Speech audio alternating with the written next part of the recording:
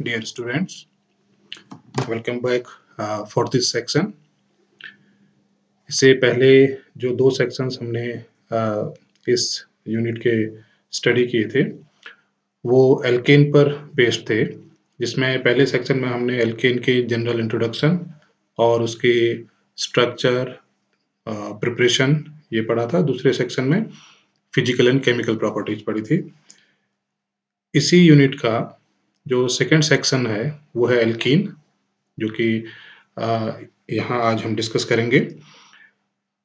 इसे हमने यूनिट 1 का पार्ट 2 नाम दिया है, पार्ट 2 एल्कीन 1। इसमें हम जनरल इंट्रोडक्शन और प्रिपरेशन ऑफ एल्कीन्स को हम देखेंगे।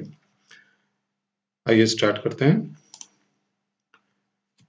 एल्कीन्स, जैसा कि हमने एल्केन के केस में भी देखा था, एल्केन जो कि हाइड्रोकार्बन थे, उसी प्रकार से एल्कीन्स भी हाइड्रोकार्बन है, लेकिन इसमें carbon carbon double bond present होता है। इनका जनरल फॉर्मूला CnH2n होता है, CnH2n। एल्कीन्स को हम ओलिफिन्स भी कहते हैं। ओलिफिन्स का मतलब होता है कि ऑयल फॉर्मिंग गैस, या ये कह सकते हैं, इसको समझ सकते हैं कि इनके जो डेरिवेटिव्स होते हैं उनकी जो अपीयरेंस होती है वो ऑयली अपीयरेंस होती है, यानी कि तेलीय गुण वाले होते हैं, इसलिए इन्हें हम ओलिफिन्स भी कहते हैं। हाइड्रोकार्बन फैमिली में जो इनके अलग अलग कंपाउंड्स मिलते हैं, जैसे एल्कीन हमने पढ़ा, एल्कीन है, इसके अलावा एल्काइंस भी होते हैं। एरोमेटिक्स में बेंजीन आता है, टोल्यूइन आता है। इस तरह के जो हाइड्रोकार्बन है जो केवल हाइड्रोजन और कार्बन से मिलकर बने होते हैं, इनका जो औद्योगिक उपयोगिता है, इंडस्ट्रियल इम्पोर्टेंट है, वो काफ़ी ज़्यादा है। इन सब में एल्कीन्स की जो इंडस्ट्रियल इम्पोर्टेंस है वो काफ़ी ज़्यादा है। आप इसे समझ सकते हैं कि ये जो कंपाउंड आप देख रहे हैं ये है आइसोब्यूटिलीन। इस आइसोब्यूटिलीन को हम सिंथेटिक रबर बनाने में यूज करते हैं, जिसका कि ह्यूमन वेलफेयर में, मानव जीवन में काफ़ी ज़्यादा उपयोगिता आज के युग में है। उसी तरह से दूसरा कंपाउंड है अल्फा पेनीन, जो कि पाइन ट्री से हमको मिलता है। ये एक फ्रेग्रेंट लिक्विड है और टर्पेंटाइन ऑयल का मेजर कंस्टिट्यूएंट है। तीसरा कंपाउंड आप ये देख पा रहे हैं, ये है फेर्नेसिन। जो एप्पल हम लोग मार्केट से परचेज करते हैं, वो एप्पल को, उस एप्पल के मॉइस्चर को, उस एप्पल की फ्रेशनेस को बनाए रखने के लिए उसके बाहर से इसकी इस कंपाउंड की, जो ये फेर्नेसिन है, इसकी वैक्सी कोटिंग की जाती है। और ये भी एक तरह के, सब जो कंपाउंड आपको दिख रहे हैं ये ओलिफिन या एल्कीन फैमिली के कंपाउंड्स हैं। स्ट्रक्चर की बात करते हैं। एल्कीन का स्ट्रक्चर जैसा कि आपको यहाँ पर दिख रहा है, एल्कीन में हमारे पास कार्बन कार्बन के बीच में एक पाई बॉन्ड है। यहाँ पर दो स्ट्रक्चर हम लोगों ने दिखाए हुए हैं। एक जो ये पहला स्ट्रक्चर है, इसको हम सिग्मा फ्रेमवर्क कहते हैं, और ये जो दूसरा स्ट्रक्चर दिख रहा है ये पाई फ्रेमवर्क है। यानी कि सिग्मा फ्रेमवर्क, सिग्मा बॉन्ड बनने के बाद पाई बॉन्ड बनने की जो प्रोसेस है उसको ये जो बी स्ट्रक्चर है ये दर्शा रहा है। सिग्मा फ्रेमवर्क की बात करते हैं। सिग्मा फ्रेमवर्क में जो कार्बन कार्बन सिग्मा बॉन्ड है या फिर कार्बन हाइड्रोजन सिग्मा बॉन्ड है, ये हेड टू हेड ओवरलैप से बनते हैं। हेड टू हेड यानी कि हेड टू हेड ओवरलैप से बनते हैं, जिसमें जो कार्बन कार्बन सिंगल बॉन्ड ये है, ये sp2 ओवरलैप से, sp2 ऑफ दिस कार्बन, ये सब कार्बन है सब sp2 हाइब्रिडाइज्ड हैं, ये कार्बन भी sp2 हाइब्रिडाइज्ड है, तो इन दोनों के ओवरलैपिंग से, हेड टू हेड ओवरलैपिंग से बनता है। जबकि जो सिग्मा बॉन्ड है बिटवीन कार्बन एंड हाइड्रोजन, इन दोनों के बीच, इस कार्बन के और इस हाइड्रोजन के बीच में जो सिग्मा बॉन्ड है, ये sp2 orbital of carbon and s orbital of hydrogen के हेड टू हेड ओवरलैप से बनता है। बॉन्ड एंगल की बात करते हैं तो नॉर्मली हम ये कहते हैं कि जो sp2 हाइब्रिडाइज्ड जो रेगुलर सिस्टम होता है उसका जो बॉन्ड एंगल होता है 120 डिग्री होता है, लेकिन यहाँ पर जो बॉन्ड एंगल है, ये बॉन्ड एंगल एल्कीन में 117.2 डिग्री होता है। और जो ये CCH ये जो बॉन्ड है, जो आपको दिख पा रहा है, ये 121.4 डिग्री का होता है।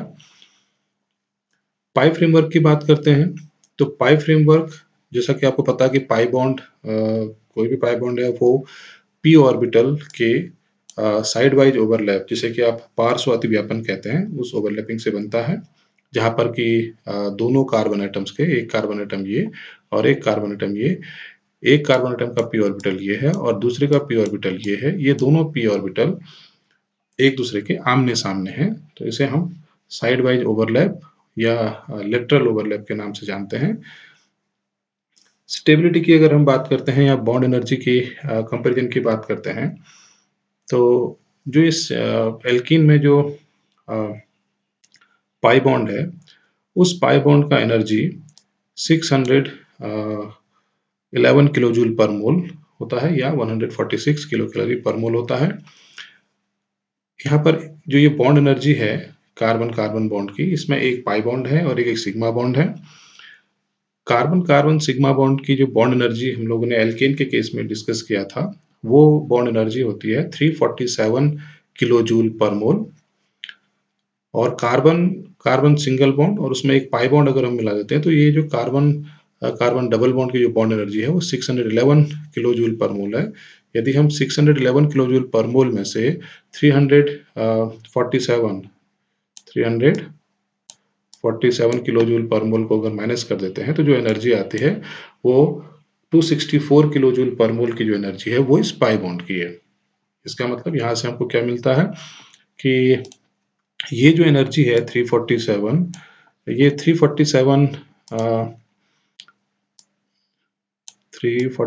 किलो जूल जो एनर्जी है, ये सिग्मा बॉन्ड की, सिग्मा बॉन्ड की सी सिग्मा बॉन्ड की एनर्जी है। और ये जो एनर्जी है 611, ये एक सीसी यानी कि एक कार्बन कार्बन सिग्मा बॉन्ड और एक कार्बन कार्बन पाई बॉन्ड की एनर्जी है। ओके, ये पाई बॉन्ड और ये सिग्मा बॉन्ड। तो इन दोनों में से अगर हम देखते हैं कि कार्बन कार्बन सिग्मा बॉन्ड की एनर्जी 347 किलो जूल पर मोल है, कार्बन कार्बन पाई बॉन्ड की एनर्जी 264 किलो जूल पर मोल है, तो यहाँ से इन दोनों नंबर से ये कंक्लूजन निकल सकता है कि जो सिग्मा बॉन्ड की जो बॉन्ड एनर्जी होती है वो ज़्यादा होती है, इसीलिए सिग्मा बॉन्ड ज़्यादा स्टेबल होते हैं in comparison to pi bond. Nomenclature पर आते हैं। जैसे हमने एल्केन के केस में नोमेनक्लेचर की जो मेथड्स देखी थी, वहाँ पर भी दो मेथड्स थी। एक मेथड तो है जिसको कि हमने कॉमन नोमेनक्लेचर मेथड के नाम से जाना था, यहाँ पर भी कॉमन नोमेनक्लेचर होता है। इस कॉमन नोमेनक्लेचर में जो एल्कीन फैमिली के पहले 4 जो एल्कीन्स होते हैं, उनको उनके करस्पॉन्डिंग जो एल्केन है, उन एल्केन्स के नाम के आधार पर ही हम जानते हैं, उसके आधार उस नाम देने का आधार वही एल्केन्स का होता है। अंतर ये है कि एल्केन में जो ANE सफिक्स हम लगाते हैं, उसको हटा के एल्कीन के केस में वायलिन हम यहाँ पर लगाते हैं। जैसे इथेन, हमारे पास ये इथेन है, इथेन एल्केन है। अगर हमारे पास 2 कार्बन की एल्कीन हो जाएगी तो उसको हम क्या कहेंगे, इथेन का ETH हम ले लेंगे, ANE हटा देंगे और उसके साथ में क्या जोड़ देंगे, YLENE, तो हमारे पास बन जाएगा इथाइलिन। इसी तरह से प्रोपेन हमने लिया, 3 कार्बन का एल्केन है, यहाँ पर भी 3 कार्बन की एल्कीन है, तो हमने क्या कर इसका नाम दिया प्रोपाइलिन। सिमिलरली ब्यूटेन का, अब जो यहाँ पर मैं इसको सिंपल ब्यूटाइलिन इसलिए नहीं कह सकते हैं क्योंकि ब्यूटीन जो हमारे पास एल्कीन होती है, वहाँ से पोजीशन आइसोमेरिज्म प्रारंभ हो जाती है। आप जानते होंगे पोजीशन आइसोमेरिज्म का मतलब कि अगर किसी कंपाउंड में दो कोई कंपाउंड है, उसमें मॉलिक्यूलर फार्मूला सेम है और उसके स्ट्रक्चरल फार्मूला अलग-अलग हैं और उन स्ट्रक्चरल फार्मूला में भी जो फंक्शनल ग्रुप होता है, अगर उसकी पोजीशन चेंज हो जाती है, तो ऐसे कंपाउंड्स को हम पोजिशनल आइसोमर कहते हैं, जैसा कि ये दोनों दिख रहे हैं। इसमें पहला जो आइसोमर है, पहले आइसोमर में, इस वाले आइसोमर में जो डबल बॉन्ड है वो फर्स्ट कार्बन पर है, जबकि दूसरे आइसोमर में डबल बॉन्ड सेकंड कार्बन है, इस कार्बन पर है। इसका मतलब यहाँ पर डबल बॉन्ड जो फंक्शनल ग्रुप है उसकी पोजीशन चेंज है, इसलिए इन दोनों को हम पोजीशन आइसोमर कहते हैं। लेकिन इनका जो स्ट्रक्चरल फॉर्मूला है वो स्ट्रक्चरल फॉर्मूला सेम है, यानी कि क्या स्ट्रक्चरल फॉर्मूला क्या हो गया, C4H8। तो ऐसे कंपाउंड्स का जो कॉमन नेमिंग देने का जो पैटर्न है, उसमें हम ग्रीक वर्ड्स का यूज़ करते हैं। अगर 1 ब्यूटीन होती है, तो जैसे कि हम आगे पढ़ेंगे 1 ब्यूटीन किसे कहेंगे। 1 ब्यूटीन को हमने अल्फा ब्यूटाइलिन कहा, और अगर डबल बॉन्ड सेकंड कार्बन पर होता तो उसको हमने बीटा ब्यूटाइलिन कहा। इसी तरह से आइसोब्यूटेन है, आइसोब्यूटेन का करस्पॉन्डिंग जो एल्कीन होगी वो आइसोब्यूटिलीन हो जाएगी। सिमिलरली पेंटेन है, पेंटेन के भी आइसोमर बन सकते हैं, तो जिसे अल्फा एमाइलिन और बीटा एमाइलिन कहते हैं। इसी तरह से इथाइल बेंजीन है, इसको हमने स्टायरीन कहा। आईयूपीएसी नोमेनक्लेचर देखते हैं, तो जैसे हमने एल्केन के केस में सबसे पहले लॉन्गेस्ट कंटिन्यूअस चेन जो होती है उसको आइडेंटिफाई किया था, उसके साथ डबल बॉन्ड की पोजीशन को भी हमने देखा था। जैसा कि यहाँ पर डबल बॉन्ड फंक्शनल ग्रुप है, तो हम उसकी पोजीशन भी देखेंगे। एग्जाम्पल के लिए, जैसे ये कंपाउंड दिख रहा है, इस कंपाउंड में इसको हम 1 ब्यूटीन कहेंगे। ऐसे ये कंपाउंड 1 2 सेकेंड पर हमारे पास डबल बॉन्ड है, और टोटल कार्बन हमारे पास 6 हैं, तो ये हो जाएगा 2 hexene. Carbon carbon double bond वाली जो एल्कीन कोई हमारे पास है, अगर उस एल्कीन में कहीं पर एल्काइल सब्स्टिट्यूशन है, तो ऐसे केस में कार्बन कार्बन डबल बॉन्ड को प्रेफरेंस मिलेगी एल्काइल ग्रुप पर और हेलोजन पर। अगर एल्काइल ग्रुप सब्स्टिट्यूशन है या हेलोजन है, तो उन पर डबल बॉन्ड को प्रेफरेंस मिलेगी। एग्जाम्पल के लिए, जैसा कि ये पहला एग्जाम्पल दिख रहा है, इसमें यहाँ से अगर काउंटिंग करते हैं तो 1 2 3 4, यानी कि 1 पर डबल बॉन्ड है। यहाँ से काउंटिंग करते तो अगर 2 पर मिथाइल ग्रुप आ रहा है, लेकिन हमें रूल के अकॉर्डिंग डबल बॉन्ड को प्रेफरेंस देनी है, तो इसलिए हम नंबरिंग यहाँ से करेंगे। तो इसका जो नेमिंग हो जाएगा 1 2 3, 3 मिथाइल 1 ब्यूटीन हो जाएगा। सिमिलरली हेलोजन है, हेलोजन से पहले प्रेफरेंस डबल बॉन्ड को मिलनी है, तो नंबरिंग यहाँ से स्टार्ट होगी 1 2 3 4 5 6 7। अगर हम यहाँ से करना चाहें तो वैसे तो लॉन्गेस्ट चेन यहाँ से मिल रही है, लेकिन डबल बॉन्ड को प्रेफरेंस मिलती है, तो डबल बॉन्ड इस कार्बन पर है, यहाँ से नंबरिंग होगी 6 कार्बन वाला हमारे पास चेन हो जाएगा। देखिए हेक्सेन इसका प्रीफिक्स रहेगा। 1 2 3 3 पर हमारे पास एक प्रोपाइल ग्रुप है, 4 5 6 पर हेलोजन है, तो हम इसको कहेंगे 6 ब्रोमो 3 प्रोपाइल 1 हेक्सीन। इसी तरह से एल्कीन्स जिनमें 2 या 2 से अधिक डबल बॉन्ड होंगे, अगर किसी में 2 डबल बॉन्ड है, तो जो हमारे पास एल्कीन में लास्ट में Ne होता है, उसके स्थान पर हम क्या लगा देंगे, डाइन या ट्राइन। जैसा ये दिख रहा है, पहला डबल बॉन्ड 1 पर है, दूसरा डबल बॉन्ड 3 पर है, तो ये हो जाएगा 1 3 ब्यूटाडाइन। वैसे ये पहला 1 पर है, दूसरा 3 पर है, तीसरा 5 पर है, और 6 कार्बन का चेन है, तो 1 3 5 hexa ट्राइन।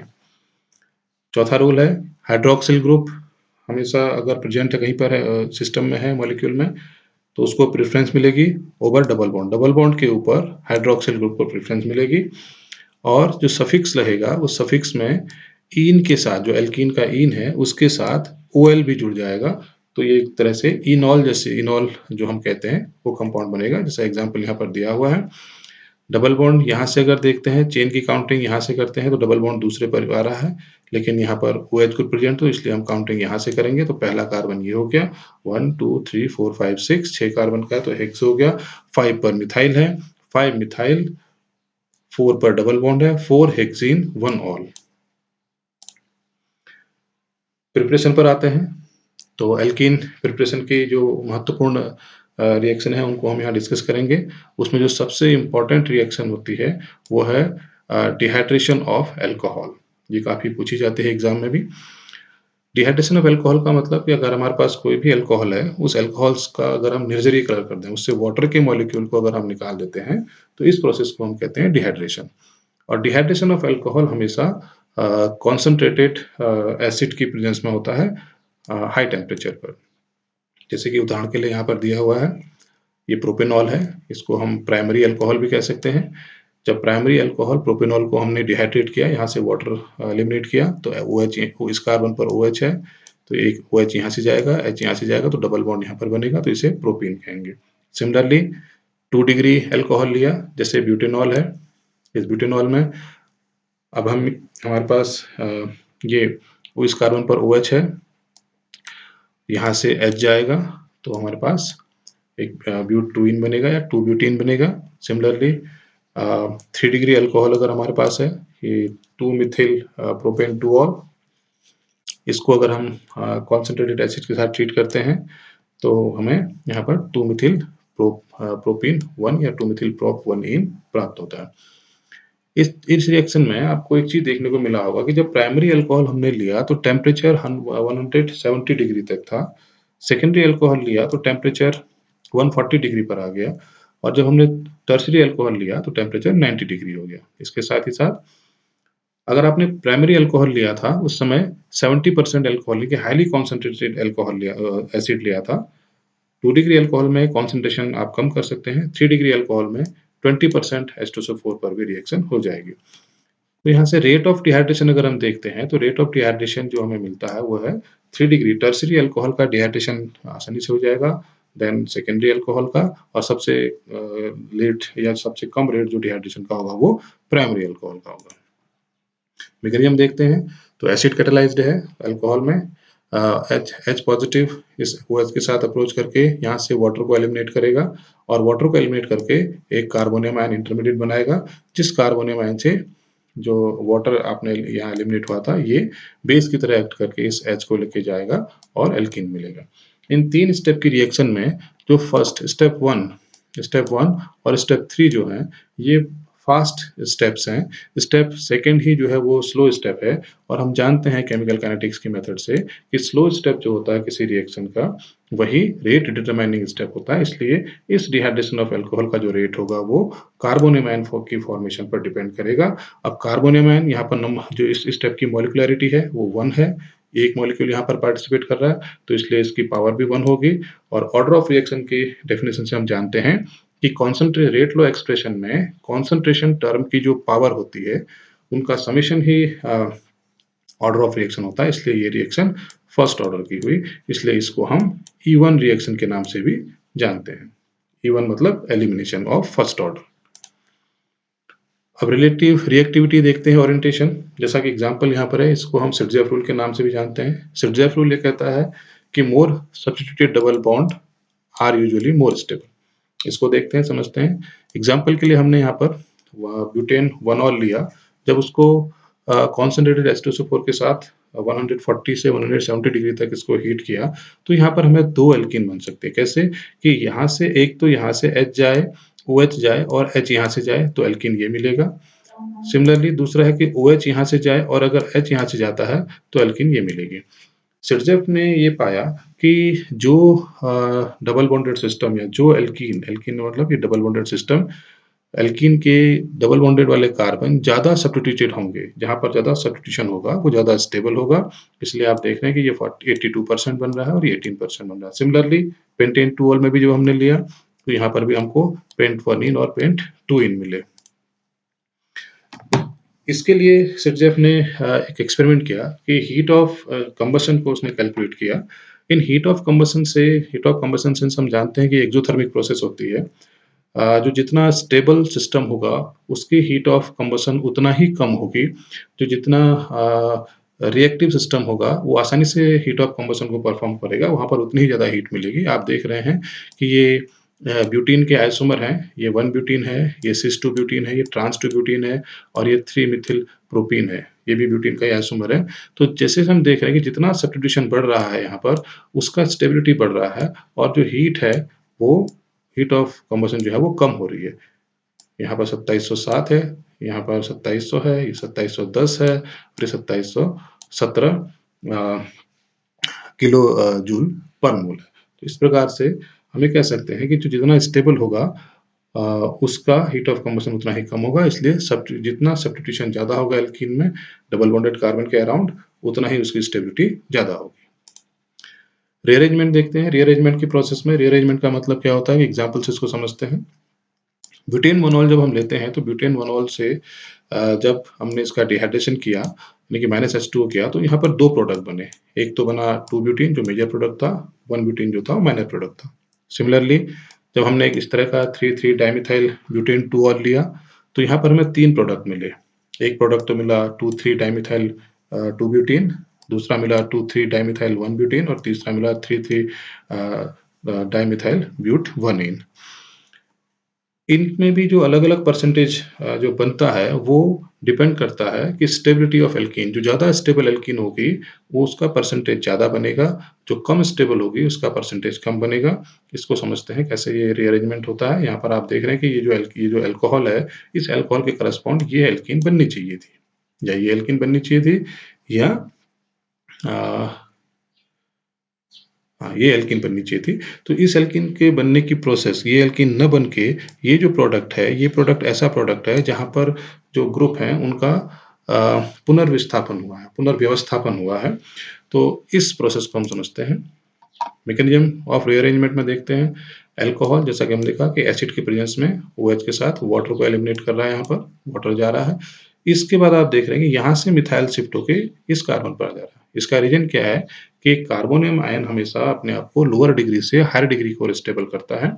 Lower degree carbonium ion, जैसे कि यहाँ पर दिख रहा है कि ये 2 डिग्री है अभी, और यहाँ पर जो इसके बाद अगर हम यहाँ से बन रहा है कार्बोनियम आयन, ये carbonium ion 3 degree carbonium ion है, 1, 2, 3, तो ये स्टेबल ज़्यादा है।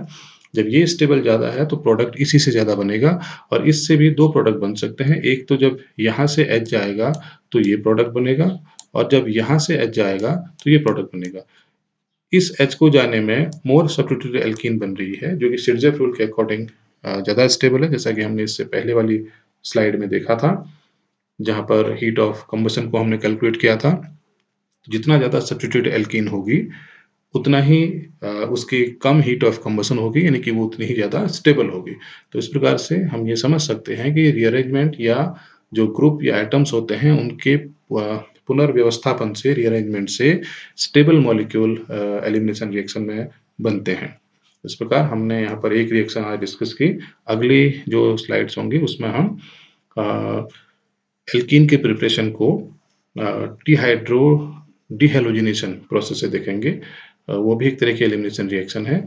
आप इसको जिस भी बुक आपके पास है वहाँ से स्टडी कीजिए। नेक्स्ट पार्ट में हम फिर आगे डिस्कस करेंगे।